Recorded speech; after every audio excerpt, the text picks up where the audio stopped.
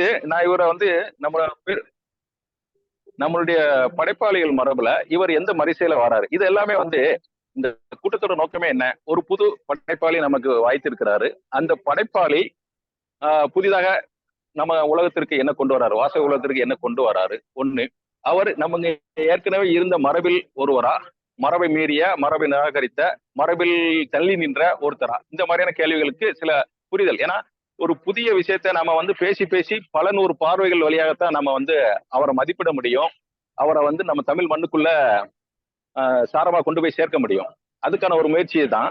அப்ப அதுக்கான ஆதாரமான சில கேள்விகளை மட்டும்தான் நான் இவருடைய படைப்புல வாசித்தன் மூலமா கேட்கிறேன். ஒண்ணு, சுரேஷ் பிரதீப் ஏன் முக்கியத்துவமான படைப்பாளி அப்படிங்கிறதுக்கு நான் அந்த ஒரு பெண்ணிய உலகம் சார்ந்த ஒரு அவதானிப்பை சொன்னேன்.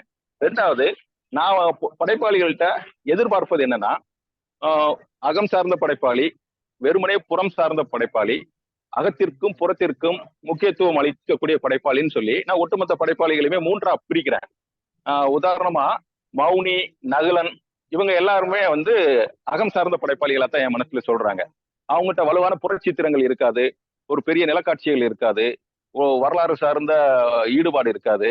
ஆனா முக்கியமான அக உலகம் சார்ந்த சித்திரங்களை அவங்க எழுதி காட்டியிருப்பாங்க. அந்த தெரிப்புகள், அந்த சிந்தனை தெரிப்புகள் நமக்கு அக உலகம் சார்ந்த பெரும் வெளிச்சங்களாக அமைய சாத்தியம் உண்டு. அப்புறம் நம்ம சோர்வடையும் போதோ அல்லது நம்மளுடைய மனச்சிடுக்குகளையோ அந்த எழுத்தின் வழியாக நாம வந்து அடையாளம் கண்டுக்கிடலாம், அதுல இருந்து நம்ம விடுவிச்சு கொள்ளலாம். அந்த மாதிரியான ஒரு பாவனைகள் அவங்களுடைய எழுத்துல இருக்கு.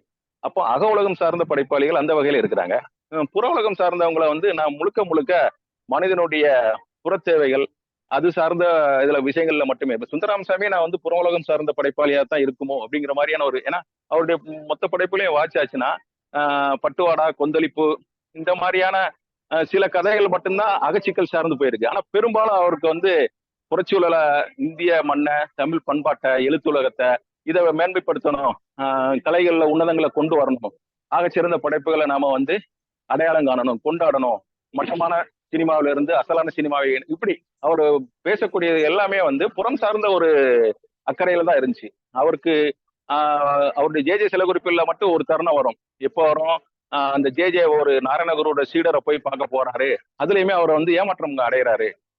சாமியார்கள் மேல பொதுமக்கள் என்ன கொண்டிருந்தாங்களோ அதே மனப்பாங்கு, அதே கருத்து, அதைத்தான் அவருமே ஒரு ஜேங்கிற அறிவுஜீவியும் வந்து நாராயணகுருவின் சீடர் மீது ஒரு ஓவாமையோட வளர்கிற மாதிரி வராரு. ஆக்சுவலா அந்த அறிவுஜீவி நாராயணகுருவோட ஜீடரா அங்கீகரிச்சிருந்தாருன்னா அடுத்த கட்ட வளர்ச்சியை நோக்கி போக ஒரு சாத்தியம் இருந்திருக்கும். இப்ப ஜெயமோகன்ல நிகழ்ந்தது அதுதான்.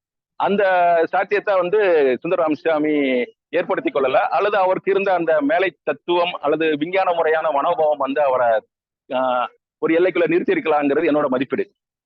அப்போ நம்ம புறம் சார்ந்த எழுத்தாளர்கள் எனக்கு ஒரு விதத்துல போதாமை தான். அவங்களுக்கு வந்து என்னுடைய அகம் சார்ந்த தேடல்களுக்கு இப்ப சுரேஷ் பிரதீப்போட கதாபாத்திரங்கள் பெரும்பான்மையில இப்போ என்ன சொல்றாங்கன்னா, இந்த வாழ்க்கைக்கு ஒரு பொருளே இல்லை, வெறும் சலிப்பு தான் இருக்கு, மீண்டும் மீண்டும் நம்ம பிறந்து இறந்துகிட்டே இருக்கோம், இதுக்கு ஒரு முடிவே இல்லையா, இந்த பிறப்புக்கும் இறப்புக்கும் இடையில படக்கூடிய அல்லல்களுக்கு என்ன அர்த்தம், நமக்கு ஏன் இப்படி நிகழ்கிறது, இந்த மாதிரியான நூற்றுக்கணக்கான கேள்விகள் இருக்கு இல்லையா. இந்த கேள்விகளை அவங்க எதிர்கொண்டு சுந்தரராமசாமி எதிர்கொண்டார் மாதிரியே அவருடைய புனைவுலையும் சரி எழுத்துக்கள்லையும் இல்ல.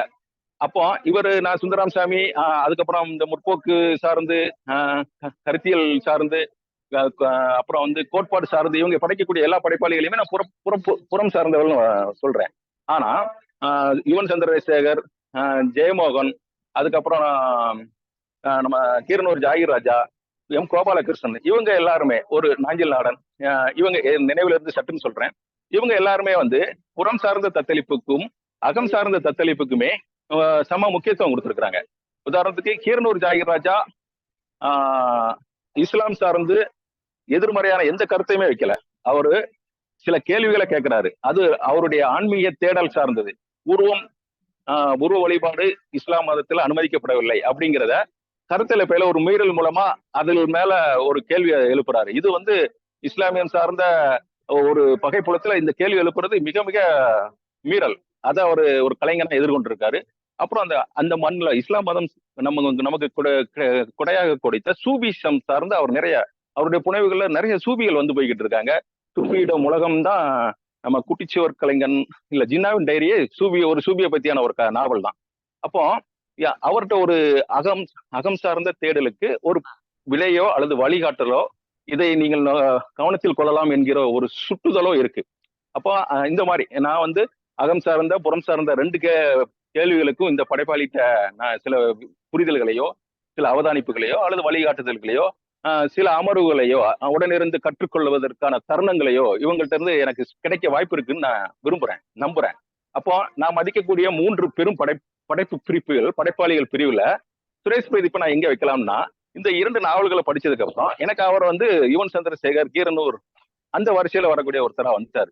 அப்போ அவரை நான் வந்து ஆயுள் முழுக்க நான் அவரை உற்று நோக்கக்கூடியவராகவும், அவர் என்னுடைய தேடல்களுக்கு பதில்கள் வழங்கக்கூடியவாகவும், ஒரு அல்லது இணைப்பறவையாக சஞ்சலங்களோடும் பறந்து செல்லக்கூடிய ஒரு படைப்பாளியாகவும் தான் அவர் வந்து இருக்கிறாரு.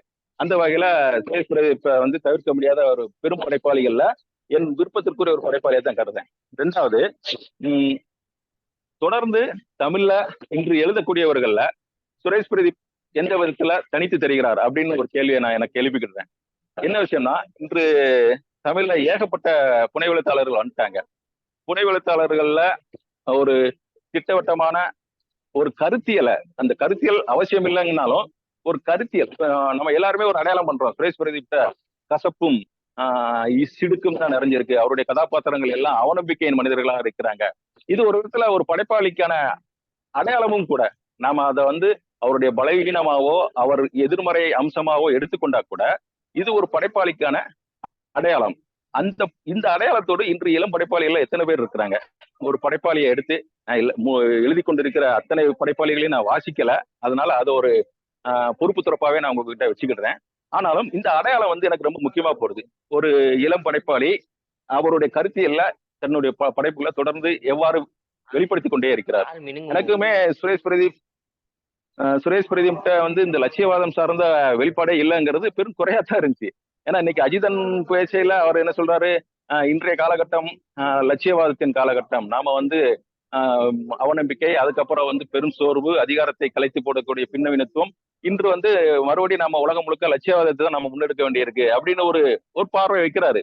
அப்படி இருக்கிற ஒரு காலகட்டத்துல நாம அப்படி இருக்கிற ஆளுமைகளை வரலாற்றுல தொடர்ந்து பார்த்துட்டே தான் இருக்கிறோம். லட்சியவாதம் என்றுமே இல்லாமல் போனதில்லை. நம்மளுடைய உன்னதங்கள் அனைத்துமே லட்சியவாதத்தின் கனிகள் தான். அப்படி இருக்கையில ஏன் சுரேஷ் பிரதீப்புக்கு அந்த லட்சியவாதம் சார்ந்த ஈர்ப்பு இல்ல அப்படிங்கிறது அவருடைய தனிப்பட்ட புனைவு வெளிக்குள்ள எனக்கு ஒரு தேடலாகவும் அது ஒரு ஏமாற்றமாகவும் தான் இருக்கு. கான்சாபிக்கு நாஞ்சில் நாடன் கதையெல்லாம் பாத்தீங்கன்னா அவர்கிட்ட எத்தனையோ அவருக்கு கடுமையான விமர்சனங்கள் உண்டு. சமகால அரசியல் மீதும் சரி, தமிழ் பண்பாடும் சரி. நாஞ்சில் வந்து சுந்தரராம் சாமியோட ஒரு தொடர்ச்சி தான். ஆனாலும் அவருடைய கதாபாத்திரங்கள சில லட்சிய வடிவங்கள் வந்து வந்து போய்கிட்டே இருக்கிறாங்க. ஒரு கான்சாபின்னு ஒரு கதை உண்டு. அப்புறம் ஒரு நடத்துனர் இவருக்கு பஸ்ல டெய்லி வந்து டிக்கெட் இல்லாமலே கூட்டிகிட்டே போவார். ஒரு நாள் இவருக்கு சந்தேகம் வந்துடும், ஒட்டுமொத்தமா மாச கடைசியில வாங்கிக்கிடுவாரோன்னு பாப்பாரு. அப்படிலாம் ஒருவேளை அப்படின்னு இவர் அப்படியே குழப்பத்தில இருக்கையில அவர் வந்து சொல்லுவாரு, ஏன் எனக்கு இந்த பஸ்ல என் சகோதரருக்கு இலவசமா கூட்டு போகக்கூடிய வாய்ப்பு இருக்கு, இனி என் சகோதரனா இருக்கக்கூடாதா அப்படிங்கிற மாதிரியான ஒரு என்ன சொல்றது, ஒரு கவித்துவ தருணம் அல்லது மனிதனின் மேன்மைகளை தொட்டு தட்டக்கூடிய கதைகள். இதெல்லாம் நம்ம தமிழ் மரபுல இலக்கியமே வந்து மனிதனுடைய மேன்மைகளை சுட்டிக்காட்ட, அடையாளப்படுத்த பிரதான நோக்கம் கொண்டுள்ள ஒன்றுதான். அப்படிங்கிற சுரேஷ் பிரதீப்ட அந்த மேன்மையை சார்ந்த அவதானிப்புகள், நம்பிக்கைகள் இல்லை அப்படிங்கிறது நான் வைக்கக்கூடிய ஒரு எதிர்வினையாக தான் நான் கருதுறேன். அப்போ சுரேஷ் பிரதீப் இளம் படைப்பாளிகள தொடர்ந்து இயங்கக்கூடியவர். அது இன்று நமக்கு ரொம்ப கவனத்துல கொள்ள வேண்டியது. தமிழ் டாக்ஸ்ன்னு சொல்லி அவரு தொடர் உரைகள் நிகழ்த்திட்டு இருக்காரு.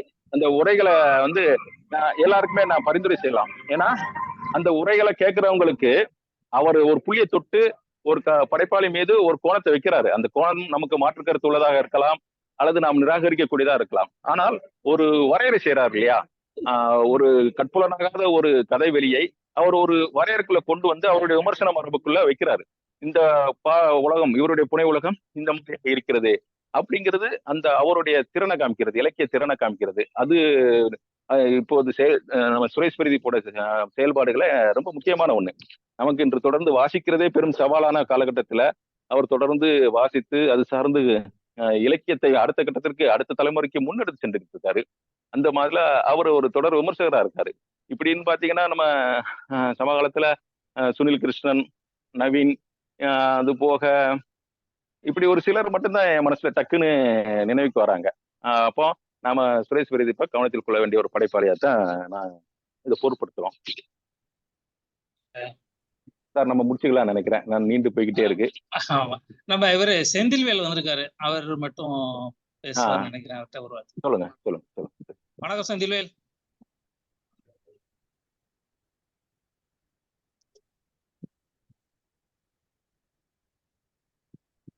செந்தில்வேல் சார் மியூட்ல இருக்காரு. ஹலோ வணக்கம் கேக்குது, நீங்க வாங்க. Welcome sir. வணக்கங்க. நம்ம இதுல ஒரு முழுக்க முடிச்சிருக்கேன், அதனால நான் கட்டுரையை எழுதி நம்ம மின்னிதழுக்கு அனுப்புங்க. சரி, இல்ல சில கருத்துக்கள் உங்க பங்களிப்பதற்கு ஏதாவது வார்த்தைகள் சொல்லலாமே. இவரோட முக்கியமான இதுன்னா ஒரு விழுமியங்கள், இது வழக்கமா நம்ம சொல்லக்கூடிய குடும்ப உறவுகள், அது எல்லாத்துலயுமே ஒரு நம்பிக்கை இன்மை, வாழ்க்கையோட விஷயங்கள், வழக்கமான எல்லா விஷயங்களையும் கைவிடக்கூடிய ஒரு தன்மையில இருக்கு இவரோட கதைகள். முக்கியமா இவர் கதைங்கிற வடிவத்துல ரொம்ப கமிட்மெண்ட் இல்லை அவருக்கு. இப்ப ஜெயமோகனும் எஸ் ராமகிருஷ்ணனும் இருந்தாங்கன்னா அந்த கதைங்கிற வடிவத்துக்கு ரொம்ப முக்கியத்துவம் கொடுப்பாங்க. இவர் கதைங்கிறத ஒரு உத்தேசமா எடுத்துக்கிட்டாரு. தன்னோட அவரோட மன உசாவல் மாதிரிதான் இருக்கு அவரோட படைப்புகள் ஃபுல்லாவே. ஒரு சைக்காலஜிக்கல் மன ரீதியான பிரச்சனைகளை எதிர்கொள்ற மாதிரி இருக்கு. ஆனா அவருக்கு அந்த கதைங்கிற வடிவத்தை அதுக்கு உத்தேசிக்கிறத தவிர அந்த வடிவத்து மேல ஒரு பெரிய கமிட்மெண்ட் இல்லை. அந்த கதையோட புற வீதிகளையும் ஒரு ஏத்துக்கிறது இல்லை, அக வீதிகளையும் ரொம்ப பெருசா ஏத்துக்கிறது இல்லை. அதனாலதான் அது இவரோட கதைகள் ஒரு சிறுபத்திரிகை வாசகர்களுக்காக, சிறுபத்திரிகை கூர்மையாப்படுத்தப்பட்ட வாசகர்கள் மட்டும்தான் இதோட வடிவத்தை எடுத்துக்கிட முடியும். ஏன்னா இது பொது வெளியில உள்ள வாசகனால இதை ரீச் பண்ணவே முடியாது. அவனுக்கு ஒரு கதைங்கிற ஒரு வடிவம் வேணும். ஜெயமோகன், எஸ் ராமகிருஷ்ணன் அவங்க கதையில எல்லாம் அந்த கதைங்கிற வடிவம் இருக்கும். அதுல சிலவங்க கதையோட தேங்கிடுவாங்க, சிலவர் பின்னடிக்கு போவாங்க. இவரோட இதுல அந்த கதைங்கிற, அதாவது கண்ணுங்கிறதே இல்லை. விசுவல் வழக்கமா இப்போ ரெண்டு புது எழுத்தாளர்களுக்கு முழுவே விசுவல் தன்மைங்கிறது அதிகமா இருக்கும். அதாவது காட்சி புலன், கண்ணுக்கு முக்கியத்துவம் கொடுக்கக்கூடிய கதைகள் எல்லாமே விவரணைகள். நம்ம இப்போ உள்ள முக்கியமான எழுத்தாளரான மயிலஞ்சி சின்னப்பன், திருச்செந்தாலை, இவர் செந்தில் ஜெகநாதன் எல்லாம் பாத்தீங்கன்னா காட்சி புலனை ரொம்ப கொடுமைப்படுத்தக்கூடிய, அது மூலமா அக உலகத்துக்கு போகக்கூடிய கதைகள். இவர்கிட்ட காட்சி புலனே இல்லை, கண்ணு கப்புல கட் பண்ண கதைகள் தான். கண்ணு கட் பண்ணது, அது இல்லாம அவர் அந்த கதைக்குள்ள லாஜிக்கும் அவர் பெருசா ஒரு மரியாதை கொடுக்கல. கதைக்குள்ளேயே அந்த ஒரு லாஜிக் இருக்கும்ல, அந்த கதைங்கிறத ஒரு உத்தேசமா தான் எடுத்துக்கிறார். ஒரு மன உசாவல், அவரோட மன ரீதியான ஒரு அழுத்தம் இருக்குல்ல, மன ரீதியான ஒரு அழுத்தம், அந்த ஒரு உறவுகள் எல்லாத்தையும் மேல உள்ள அழுத்தம், அந்த மன உசாவல்களை சொல்றதுக்கு ஒரு உத்தேசமா தான் கதை எடுத்துக்கிறாரு. கதை மேல இவருக்கு ஒரு பெரிய கமிட்மெண்ட் இல்ல. நான் இவரே ஒரு கதை, இந்த இவங்க ஒரு கிரைம் கதை சேர்ப்பதில் எழுதினாங்க, அதுக்கு ஒரு பகடி மாதிரி ஒரு கதை எழுதினாரு. இவர் இந்த கிரைம் கதைங்கிறத அங்க பகடிப்படுத்தாருன்னா இவர் மொத்த கதைங்கிற வடிவத்தையே ஒரு பகடிக்குள்ளதான் ஆக்குதாரு. கதைக்கு மேல ஒரு பெரிய கதைங்கிற வடிவத்து மேல பெரிய கமிட்மெண்ட் இல்ல இவருக்கு. ஒரு இவரு சொல்லணும்னா இவர் அசோகமுத்திரன் தான் போட்டிருக்காரு. ஆனா இவருக்கு இவர ஒரு இதோட ஒப்பிடணும்னா ஆதவன் சொல்லலாம். ஆனா ஆதவன் ஒரு என்டர்டைன்மெண்ட் இருக்கும், ஒரு இன்டலெக்சுவல் என்டர்டைன்மெண்ட் எப்பவுமே இருக்கும். அது இல்லாம அவரு ரொம்ப அவனோட ஆளுமைய கேள்வி கொள்ள மாட்டார். கதை சொல்றவனோட ஆளுமைங்கிறது கூர்மையா இருக்கும். அத வந்துட்டு கதை சொல்றதனோட ஆளுமே கலைச்சு போடுறாரு. அது இல்லாம ஒரே சிறுகதைக்குள்ள 4 பேர் தன்னிலையா கூடுத மாதிரி இருக்கு. ஒரு மன ரீதியான பிரச்சனைகளை பேசக்கூடிய ஒரு கதைகள் தனியா உண்மையில ஆராயப்பட வேண்டிய, விமர்சிக்கப்பட வேண்டிய எழுத்தாளர் தான் இவரு. முக்கியமான அந்த வகையில பார்த்தா ஒரு முக்கியமான ஆளு. ஆனா இவரோட பிரச்சனை என்னன்னா அந்த கதைங்கிற வடிவத்தை அவர் எந்த கமிட்மெண்ட்டுமே இல்லை. அதுல இல்ல ஒரு முக்கியமான கதை என்னன்னா 2-3 கதைகளே இதுல முக்கியமான கதைகள், அதாவது நாடக ரீதியான இவருக்கு கதைகளை எடுத்துக்கிறது ஒரு டிராமட்டிக்கான ஒரு கதைகள் எடுத்துக்கிட்டாரு. ஒரு பெரிய குடும்ப மீறல்கள் உள்ள ஒரு கதைகள், அதாவது ஜெயகாந்தன் மாதிரி ஒரு பெரிய வெடிப்புகளை உருவாக்கக்கூடிய கதைகள்.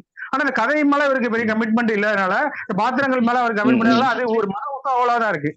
இப்ப அந்த ஒரு பெரிய இப்ப குடும்ப மீறல்கள், உறவு மீறல்கள்லாம் ஒரு கதையாகும்போது பெரிய சமூக ரீதியான சமூகத்துல ஒரு பெரிய பரபரப்பா பேசப்படும்.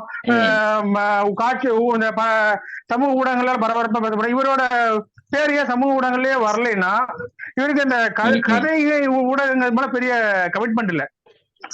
மன உட்காவலுக்கு அது கதையா ஒரு உதாரணம் சொல்லி இவர் ஒரு கதை இருக்கு. அதாவது ஒரு பொண்ணுக்கும் ஒரு பொண்ணு நர்ஸா இருக்கா, அவளுக்கும் இன்னொருத்துக்கும் ஒரு உறவு ஏற்படுது. அவன் அந்த உறவு மேல இந்த கமிட்மெண்ட் இல்லாம அவளுக்கு நோய்வாய்ப்படுதா. அவன் நோய்வாய்ப்பட்டு அவனை கைவிட்டுட்டான்னு தெரியும்போது தன்னோட கருப்பையை வெட்டி அவனுக்கு கருப்பையை வெட்டி கருப்பைய நீக்க வேண்டியதா இருந்து கருப்பையே அவனுக்கு பரிசா அனுப்ப மாதிரி முடிவு பண்ணுதா. இந்த கதையை பாத்தீங்கன்னா பயங்கர டிராமட்டிக்கான ஒரு கதை. ஆனா அது அவர் சொல்ற விதத்துல அதுக்கான எந்த விதமான இதுவுமே இல்லை.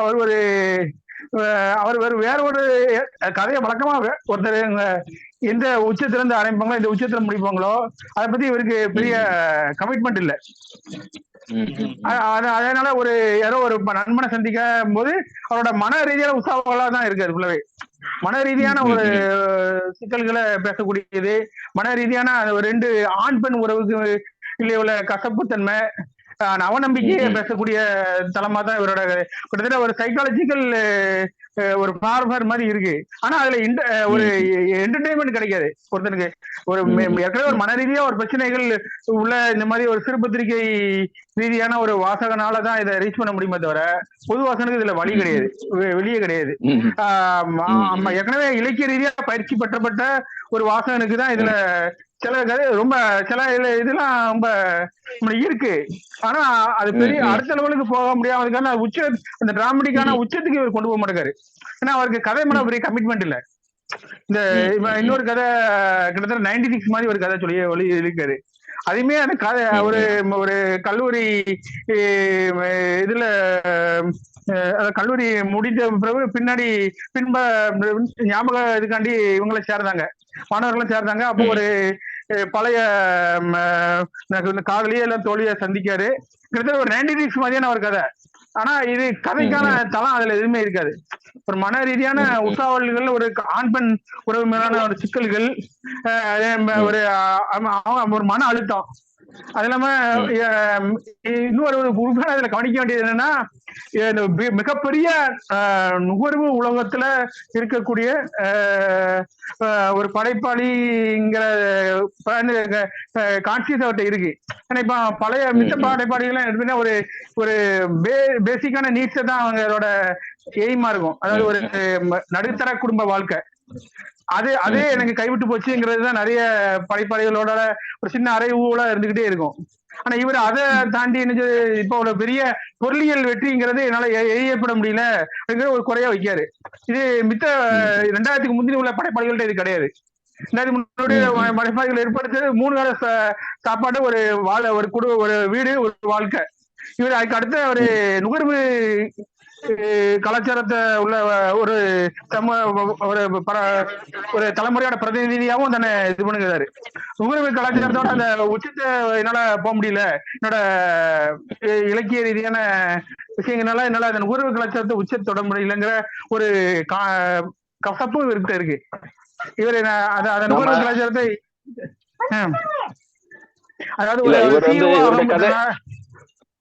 இருத்தலியல் சார்ந்த சிக்கல் இவருடைய படைப்பை ஒரு வரியில சொல்லலாமா? இருத்தலியல், அதாவது இருத்தலின் மேலே அவருக்கு பெரிய நம்பிக்கை இல்லை. அதாவது தன்னோட ஒரு ஆளுமைங்கிற ஒரு ஆளுமை மேலேயே அவருக்கு நம்பிக்கை இல்லை. அதான் பிரச்சனை.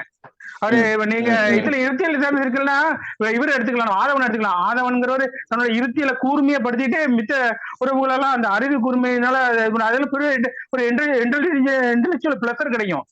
இதுல அப்படி இல்ல, அவரு எல்லாத்து மேலயுமே ஒரு அவநம்பிக்கை வைக்காரு. அதாவது வழக்கமா அம்மா, அப்பா, மனைவி, எல்லா உறவுகள் விளிம்பியங்கள் எல்லாத்தையுமே ஒரு கலைச்சு போடுறாரு. இவருக்கு இருக்கிறது மிகப்பெரிய ஒரு மன சிக்கல்களை பேசக்கூடிய கதைகள். அந்த வகையில ஒரு முக்கியமான ஆளு. ஆனா இவர் பிரச்சனை என்னன்னா அந்த கதைங்கிற வடிவத்து மேல அவருக்கு பெரிய கமிட்மெண்ட் இல்ல. அந்த கதைங்கிற ஒரு உத்தேசமா தான், கதையை சொல்லக்கூடிய வடிவத்துக்கு ஒரு உத்தேசமா தான் அதை ஏத்துக்கிறதே தவிர அந்த கதையோட புறவிதியும் அவர் ஏத்துக்கிறது இல்ல, அகவிதியும் ஏத்துக்கிறது இல்ல. அத ஒரு உத்தேசம், அத ஒரு நகுலனோட இது வேணா சொல்லிக்கலாம். நகுலன்ல சைக்காலஜிக்கலா இருக்கும், இவரு இந்த நடுவுல இருக்கு. நடுவனுக்கும் போல நகுலன் இதுல எதுவுமே புறவிதிகளே இருக்காது. வெறுமன அகவிதிகள் மட்டும்தான் இருக்கும்.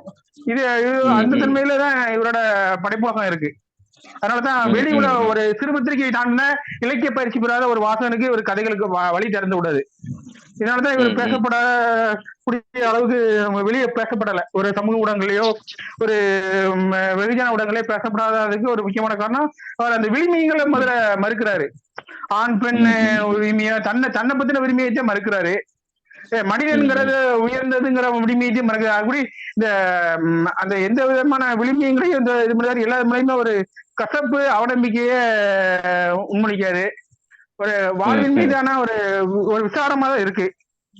அந்த வகையில முக்கியமான ஒரு இது சைக்காலஜிக்கலா ஒரு சில விஷயங்களை பேசுறாரு. அது சில இது நம்மளுக்கு கூர்மையான இலக்கியத்திலே வளர்ந்துட்டு இருக்க ஒரு வாசகனுக்கு கூர்மையான சில விஷயங்கள் கிடைக்கும்.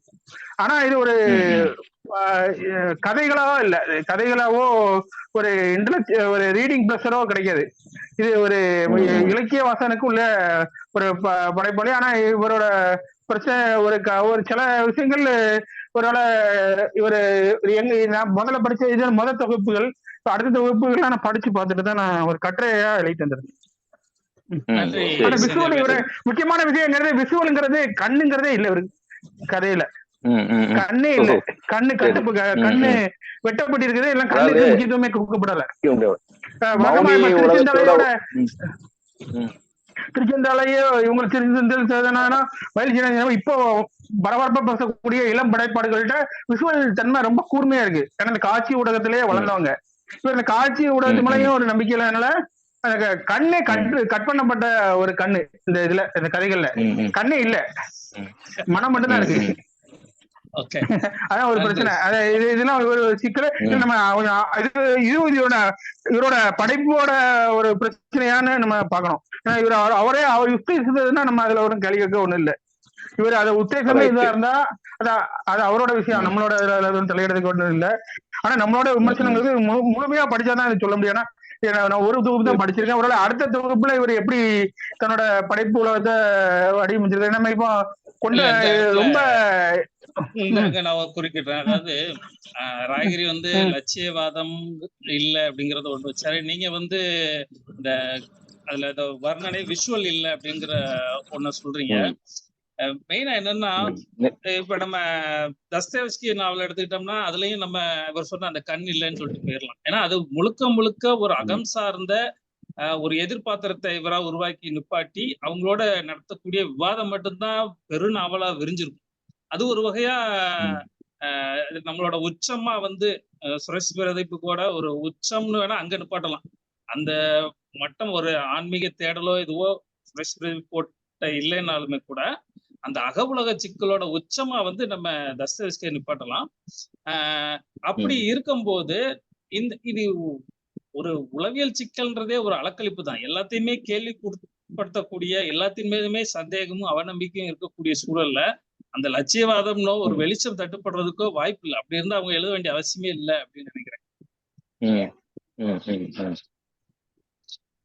இல்ல நம்ம அப்படி நிகழ்வாழ்வுல அப்படி சமகாலத்துல லட்சியவாதம் மற்றும் போய்விட்டுங்கிறத முழுசா நம்பிட முடியுமா? அது வேற கேள்வி. சமகாலம் நம்ம என்ன சொல்றோம்னா சுரேஷ் பிரதீப்போட படைப்புகளை பத்தி பேசுவோம். அந்த எழுத்தாளரோட ஒரு தன்மை, எழுத்து வடிவத்தில் அவருடைய புனைவெளி பொதுவா காணக்கூடிய அம்சம் என்னன்னா மெயினா இவரோட ஸ்ட்ரென்த் உளவியல் பார்வை அல்லது ஒரு அகமான சிக்கலை முன்வைக்கக்கூடியது.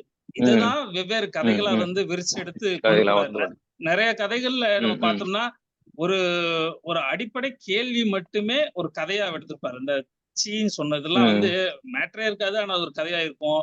அகம்ன்றதும் வெறுமனே அந்த கேள்வி தனக்குள்ள நடத்தக்கூடிய இரு குரல்களா எழுந்து உரையாடக்கூடியத ஒரு கதையா உருவாகி இருக்கும்.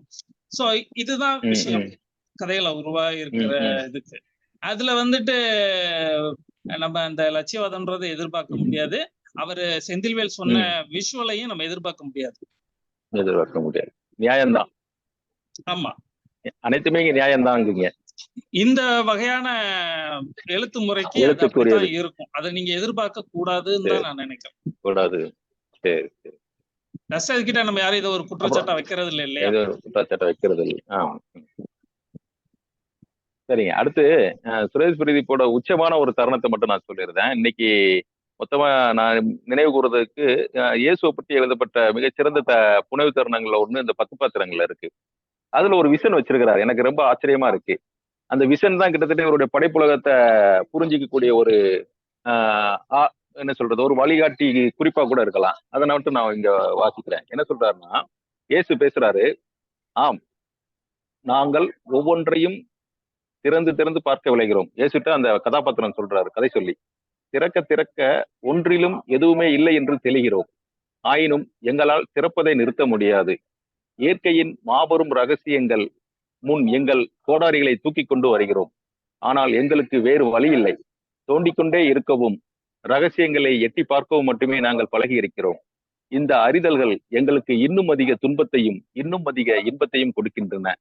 அதை நோக்கி போகாமல் இருக்க எங்களால் இயலாது. கிட்டத்தட்ட சுரேஷ் பிரதீப்போட விஷன் இதுதான் நான் நினைக்கிறேன். அதுக்கு இயேசு ஒரு பதில் சொல்றாரு. அந்த பதில் வந்து எனக்கு அது ஒரு இயேசு சொல்லக்கூடிய பதில் தானா அப்படிங்கிறதுல ஒரு ஒரு ஷாக்கிங் இருந்துச்சு. என்ன சொல்றாங்கன்னா, இயேசு சொல்றாரு, நீயோ இங்கிருக்கும் பிற மனித உயிர்களோ எனக்கு ஒரு பொருட்டே அல்ல.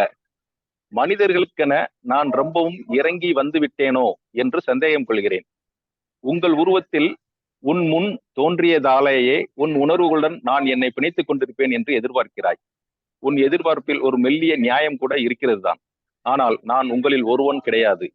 உங்கள் மனம் என்பது உங்கள் மொழிதான். உங்கள் மொழிக்கும் எனக்கும் எந்தவித நேரடி தொடர்பும் கிடையாது. என் பரிபூரணத்தின் சிறு சிறு துண்டுகளை கண்டு நீங்கள் உருவாக்கி கொண்ட உங்கள் மொழியின் அர்த்த தளம் நைந்து மெலியும் ஒரு புள்ளியில் மட்டும் என் ஏதிகளை நீங்கள் உணரும் ஒரு வாய்ப்பு உங்களுக்கு கிடைக்கிறது. அப்படியான உதவி வாய்ப்புகளை கொண்டு என்னை நீங்கள் உருவகித்தீர்கள். அந்த உருவகத்துக்கு கூட உங்களால் எந்நேரமும் உண்மையாக இருக்க இயலாது. அதனால் என்னை கருணை உடையவன் என்றும் அன்புடையவன் என்றும் நீங்களாகவே கற்பனை செய்து கொண்டீர்கள். ஆம், நான் எல்லையற்ற இப்பிரபஞ்சம் முழுமைக்குமான கருணையை என்னிடம் கொண்டுள்ளேன். இப்பிரபஞ்சத்தை முழுமையாக அர்த்தம் கொள்ள செய்யும் அன்பு என்னிடம் இருக்கிறது. ஆனால் என் அளவுகோலின்படி பார்த்தால் மிக அதிகமாக சகித்துக் கொள்ளப்பட்டவர்கள், மிக அதிகமாக மன்னிக்கப்பட்டவர்கள் நீங்கள் தான். என் அளவுகோலின்படி உங்களில் ஒரு கணமும் பாவத்தை நினைக்காதவனும் மன்னிக்கப்பட தகுதியற்றவன். உங்களில் மிக மோசமாக துன்புறுத்தப்பட்டவளும் கூட துளி இறக்கத்துக்கும் தகுதியற்றவள். இப்படி ஒரு கொட்டேஷன் போய்கிட்டே இருக்கு. எனக்கு இந்த சென்டென்ஸ் வந்து ஒரு மகத்தான ஒரு விஷனா தான் இருக்கு. ஒரு இயேசுவோட வார்த்தைகளா சுரேஷ் பிரதீப் ஒரு அழுத்தமான பங்களிப்பை ஆற்றி இருக்கிறாரு. நன்றி பாலா. நம்ம அடுத்து முடிவுக்கு வந்துடலாமா? வந்துடலாம். இதுவே வந்து பங்கு கொண்ட இப்ப நீங்க கடைசியா இயேசு சொன்னதா வாசிச்சா கூட நம்ம விவாதிக்கலாம். அது வாசிட்டா மணிக்கணக்கா போகுங்கிறதுனால நான் எதுவும் சொல்லல. ஆமா ஆமா ஆமா ஆமா ஆமா ஆமா.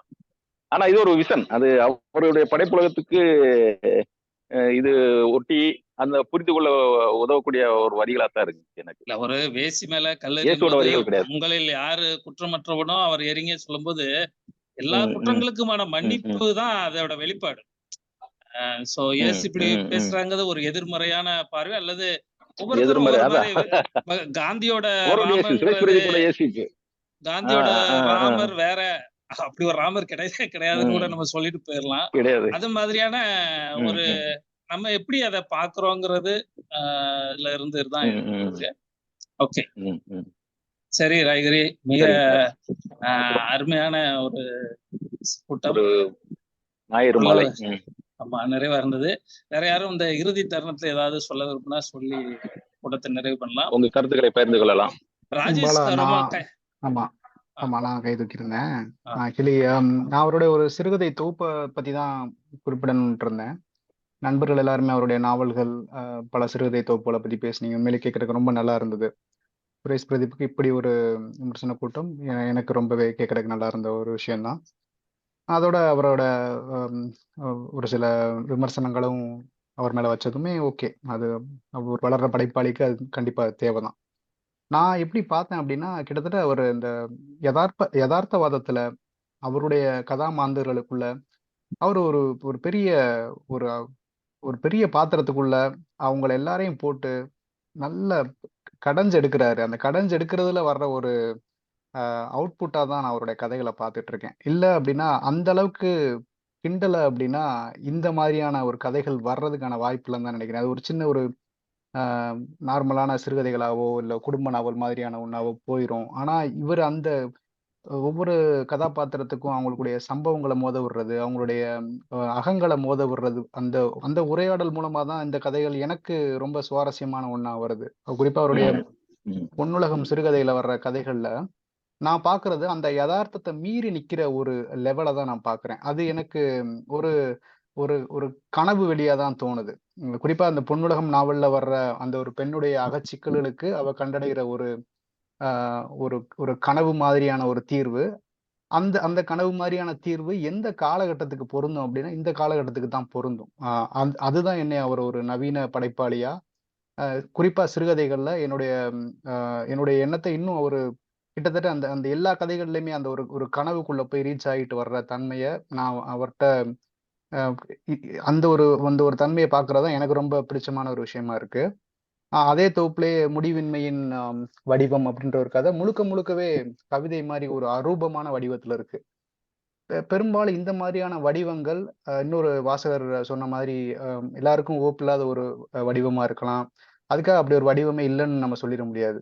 யுவன் மேல வச்ச விமர்சனம் போலதான் இதுவும். அவர் எந்த ஒரு வடிவமற்ற வடிவத்தில் எழுதுறாரு, அவரோட வடிவம் புரியல அப்படின்னா அது புரியாதவங்களுக்கு அது புரியாமே இருந்துட்டு போகுது. ஆனா ஒரு தீவிர இலக்கிய வாசகனுக்கு அது அது காட்டுற கனவு வெளிதான் எனக்கு ரொம்ப முக்கியமாப்படுது. அந்த கனவு வெளிக்குள்ள நான் என்ன வேணாலும் உருவ வச்சுக்கலாம்.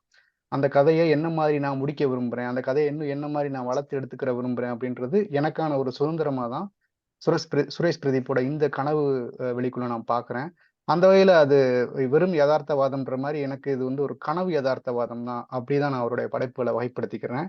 அது ஒரு சில கதைகள்ல வேற மாதிரியாவும் வந்திருக்கதா தோணுது. அதாவது தேவையில்லாத இடங்கள்லயும் அது ஒரு மாதிரி வலிஞ்சு திணிக்கப்பட்டிருக்கும்னு தோன்ற மாதிரியான கதைகளும் இருக்கு. அதே தொகுப்புல நறுமணம் ஒரு கதையில ஒரு திருநங்கையோட ஒரு ஒரு சின்ன சந்திப்புக்கு அப்புறம் அவன் வாழ்க்கையில வர்ற அவன் மனைவியோட வர்ற ஒரு ஒரு சில சண்டைகள் இல்ல மனக்கசப்புகள், அதுக்கு இறுதியில அவன் அவன் உணர்ற ஒரு நறுமணமான ஒரு வெளி, அது ஒரு கனவு வெளிதான். ஆனா அது எனக்கு அந்த இடத்துல எனக்கு பெரும்பாலும் எனக்கு புரியலன்னு தான் நினைக்கிறேன். மேபி அது மத்தவங்களுக்கு எப்படி இருந்திருக்கும்னு தெரியல. ஆனா ஒட்டுமொத்தமா பாக்குறப்ப இப்ப இருக்கிற சமகால எழுத்தாளர்கள்ல இந்த மாதிரியான ஒரு எழுத்து வகைமை வேற யாருக்கும் இருக்கிற மாதிரி எனக்கு தெரியல நான் படிச்ச கதைகள்ல. அது எனக்கு எனக்கு இதுதான் எனக்கு விஷுவலா இருக்கு. எனக்கு ஒரு கனவுக்குள்ள போய் காட்டுறப்பதான் அந்த கனவுகளுக்குள்ள இருக்கிற வண்ணங்களாகட்டும், அங்க இருக்கிற புது வெளிச்சமாகட்டும், அங்க இருக்கிற புது தாவரங்கள், அதெல்லாம் எனக்கு என்னாலேயே நான் உருவச்சுக்கிற முடியுது. எப்படி ஒரு ஏஐ ஒரு ஏஐ அப்ளிகேஷன்ல போயிட்டு நான் எனக்கான படங்களை நானே உருவாக்கிக்கிறணும், என்னோட கீவேர்ட்ஸ் நானே கொடுத்து அதுக்கான டிஸ்கிரிப்ஷனை கொண்டு வரணும், அது மாதிரி எனக்கு இவரோட கதைகள் இருக்கு. அந்த வகையில இது முழுக்க முழுக்க இந்த செயற்கை நுண்ணறிவு காலகட்டத்துல நான் படிச்சு பிளஷர் அடையக்கூடிய ஒரு பெரிய கதை தொகுப்பா தான் நான் அதை பாக்குறேன். அதனால எல்லாருக்கும் அந்த உரிமை இருக்கு. அது வடிவமற்ற வடிவம், அது என்டர்டெய்னிங்கா இல்ல, அது மத்த எழுத்தாளர்கள் இப்ப இருக்கிற சமகாலத்துல இருக்கிறவங்க மாதிரி இல்ல, அது விளிமியங்களை பேசல அப்படின்னு ஒரு வாசகர் சொன்னார்ல, அது அவருடைய கருத்து. ஆனா அது எல்லாமே தான் இவரோட பலம்னு நான் நினைக்கிறேன். ஸோ அந்த அந்த ஒரு விஷயத்த மட்டும் நான் சொல்லி முடிக்கணும்னு நினைச்சேன். மற்றபடி எனக்கு ரொம்ப பிடிச்ச எழுத்தாளர் சுரேஷ் பிரதீப். தேங்க்ஸ் தலைவரே. நன்றி நன்றி ராஜேஷ். வேற யாரும்?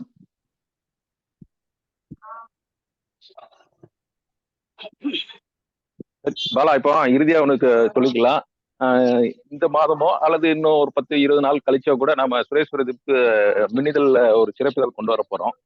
அதுக்கு முடிந்த அளவுக்கு எழுத வாய்ப்புள்ளவர்கள், சந்தர்ப்பம் உள்ளவங்க கட்டுரைகள் அனுப்புங்கன்னு ஒரு கோரிக்கை வச்சுக்கிடுறேன். ஏன்னா அது அச்சுல படிக்கிறதுக்கும் நம்ம இப்ப உரையாடிக்கிட்டு இருக்கிறதுக்கும் நிறைய வேறுபாடு இருக்குன்னு உங்களுக்கு எல்லாம் தெரியும். அச்சுல இருந்து அது காலம் முழுக்க வரக்கூடிய வாசகர்களுக்கு உதவியாகவும் இருக்கும். நம்மளுடைய கருத்துக்களை நின்று நிதானமாக எழுதவும் அது ஒரு சந்தர்ப்பமாகவும் அமையும். நம்ம இதுல கொஞ்சம் வீடியோவை ஆன் பண்ணி தரலாம். அந்த யூடியூப்ல பண்றதுக்கு அது கொஞ்சம் நல்லா இருக்கும்.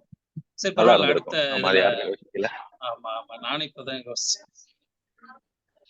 சரி சரி, அனைவருக்கும் நன்றி. நிறைவு செஞ்சுக்கலாம். ஆமா, டைம் முடியும். அப்புறம் அடுத்த மீட்டிங் நம்ம எப்போ அறிவிக்க போறோம்? அடுத்த ஒரு வாரத்துக்குள்ள யாராவது முடிவு பண்ணி சொல்லுங்க ஈஸ்வரன். அதான் என்னோட கருத்து என்னன்னா, இந்த மதார் நடத்துற மாதிரி நீங்க மேக்சிமம் அது நாளைக்கு நாளா கழிச்சுக்குள்ள முடிவு பண்ணிட்டீங்கன்னு வச்சுங்களேன், கொஞ்சம் வாசிச்சுட்டு வர்றதுக்கு ரொம்ப கண்டிப்பா சரியா இருக்கும். கூட்டம் சக்சஸ் காரணமே அதான். நண்பர்களுக்கு ஒண்ணு சொல்றேன். இங்க திருநெல்வேலியில வந்து முகமது மதார்னு சொல்லி ஒரு நண்பர் வந்து ஒரு கூட்டம் நடத்துறாரு மாதம். என்ன பண்றாங்கன்னா, ஒரு குறிப்பிட்ட படைப்பாளியோட ஒரு நாவலையோ அல்லது அந்த படைப்பாளியை பத்தியோ மொத்தமா பேச முடிவெடுத்து எல்லாருமே அந்த புத்தகத்தை வாசிக்கிறாங்க. வாசிச்சு ஒரு மாதம் கழிச்சு கூடி அந்த இத படைப்பை பத்தி பேசுறாங்க. இது ஒரு நல்ல வடிவமா தோணுது. ஆமா, இப்போ கிட்டத்தட்ட நாங்களும் அதைத்தான் ஃபாலோ பண்ணியிருக்கோம்னு நினைக்கிறேன். ஆனாலும் எல்லாருமே எல்லாத்தையுமே வாசிக்க முடியலைனாலும் ஓரளவுக்கு வாசிக்க முடிஞ்சதுனாலதான் இவ்வளவு கருத்துக்கள் அதனால அடுத்த கூட்டத்துல எதை பத்தி பேச போறோம் என்னங்கிறத ஈஸ்வரன் சொன்னபடி ஒரு 2 நாட்கள்ல முடிவு பண்ணி தெரிவிக்கிறோம். ராயகிரியே அதை தெரிவிப்பாரு. சரிங்க, நன்றி, அனைவருக்கும் நன்றி. நன்றி.